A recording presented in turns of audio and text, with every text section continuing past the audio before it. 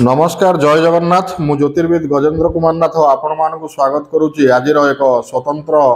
उपस्थापन को दर्शक बंधु जातक चक्र रे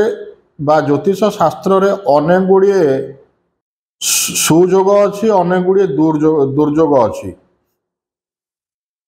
अनेक गुड़िए जोग मध्यरु जातक चक्र रे सृष्टि हेउथिबा अंगारक जोगटी अन्यतम। अंगारक जोग अर्थात राहु एवं मंगलंकर युक्त हेले जातक चक्र रे जे कोनोसी भावरे हेउना काहींकि लग्न भाव ठारू आरंभ करी व्यय भाव पर्यंत द्वादश राशि रे राहु मंगलंकर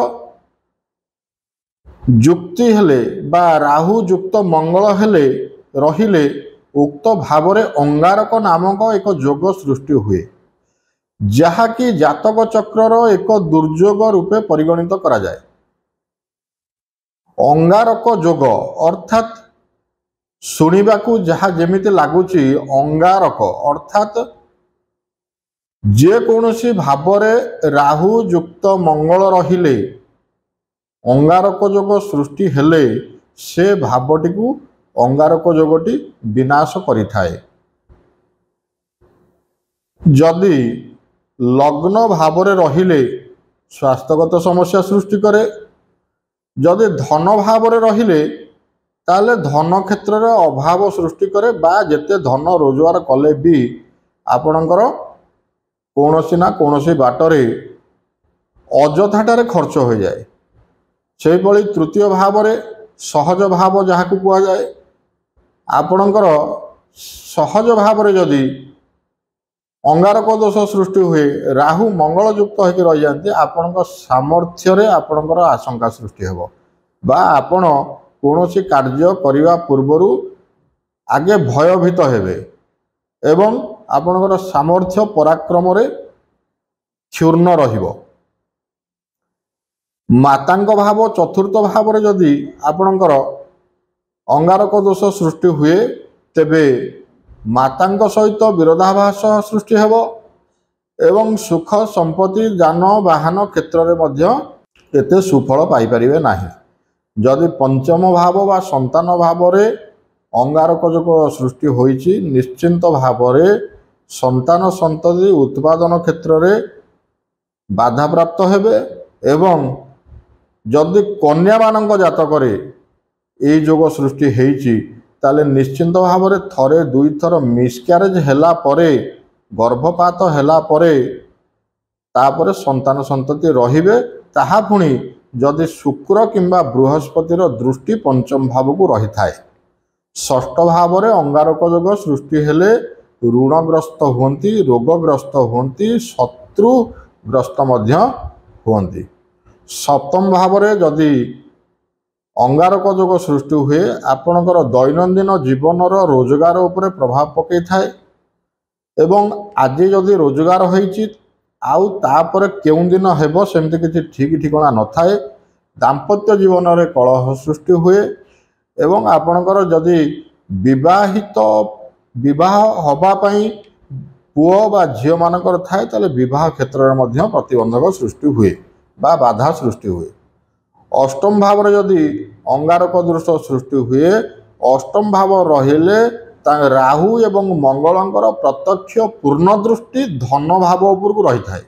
जेहेतु धन स्थान उपर को पूर्ण दृष्टि बा प्रत्यक्ष दृष्टि उभय ग्रहंकर रही थाए ताले धन क्षेत्र रे बहुत अभाव परिलक्षित हुए। जेते चेष्टा कले मध्य धन क्षेत्र रे सबले से पछुआ रहंती धन को नहीं सबले चिंतित रहंती। भाग्य स्थान रे जदि राहु मंगल युक्त हुंती अंगारक जोग सृष्टि हुए कथा सरिला।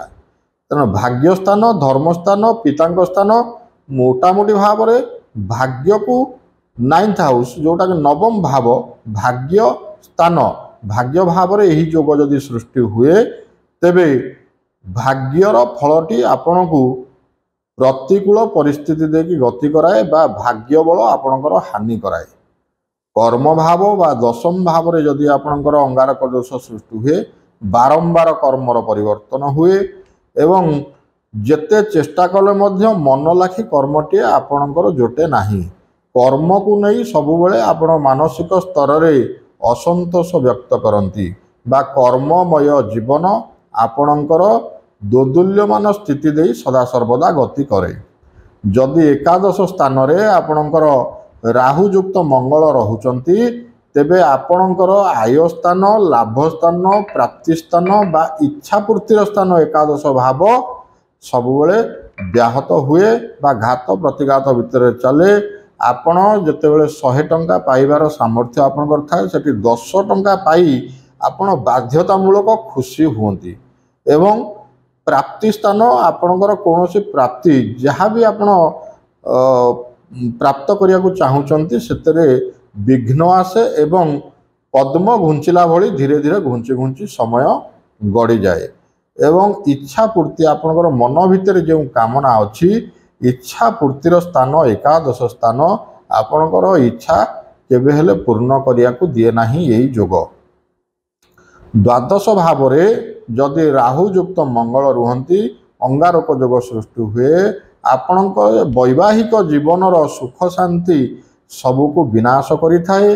अजथारे मेडिकल रे गुड़ाए अर्थ व्यय करि थाए एवं जदि आपण चिंता करूचंती विदेश ग्रस्त करियाकू बा विदेश रे कोनोसी व्यवसाय करियाकू ताहा मध्य से विघ्न सृष्टि करि थाए। तो दर्शक बंधु लग्न ठारू द्वादश भाव पर्यंत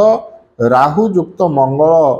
रही अंगारक जोग सृष्टि कले तार फल आपण माने जानिले। जदि राहुयुक्त मंगल रही अंगारक दोष सृष्टि कले तार प्रतिकार कौन कौन कले आपण ये दोषरु मुक्ति हो पारे ये जोगटी निष्क्रिय हो जिवो। तबे दर्शक बंधु शुणु प्रथमे आपण इष्टदेव हनुमान को आपणकर हनुमान चालीसा पाठ करंतु बजरंग बाण पाठ करंतु दैनंदिन चेष्टा करंतु हनुमान का दर्शन करने को एवं मन रखंतु प्रथम उपायटी कहूँ हनुमान मंदिर रे जे कोनोसी मंगलवार दिन आपण खंडे लाल चंदन काठ दान कर दियंतु जहाँकि सेवकों को कहिबे बा ब्राह्मण को कहिबे सेई चंदन घोरी सबुदिन टिके हनुमान सेवारे लगेबे देखिबे आपणकर मंगल जनित दोष कटि जाउची एवं अंगारक दोषरु आपनको मुक्ति मिलुची एवं कोनोसी शिव मंदिर रे आपण महादेव को बा शिव को तुलसीर माला गोटाए पिंधे दियंतु बा समर्पण करंतु राहु मंगलंकर दोष कटिजिवो। एई सहज एवं सरल उपाय द्वारा आपणकर अंगारक जोग आपणक जीवनरु निष्क्रिय हो जिवो। मात्र तुलसी माली गोटे महादेव को अर्पण करंतु एवं लाल चंदनर काठ गोटे हनुमान मंदिर रे अर्पण करंतु एवं आपण हनुमानंकर चालीसा पढ़ंतु बजरंग बाण पढ़ंतु गोटे नड़िया शिव मंदिर रे दान करंतु प्रत्येक शनिवार 7टी शनिवार करंतु यही मात्र सरल उपाय रे आपणक जीवन रे अंगारक दोष निष्क्रिय हो जिवो एवं आपण समस्त प्रकार शुभ फल प्राप्त करिवे। रहुची जय जगन्नाथ नमस्कार।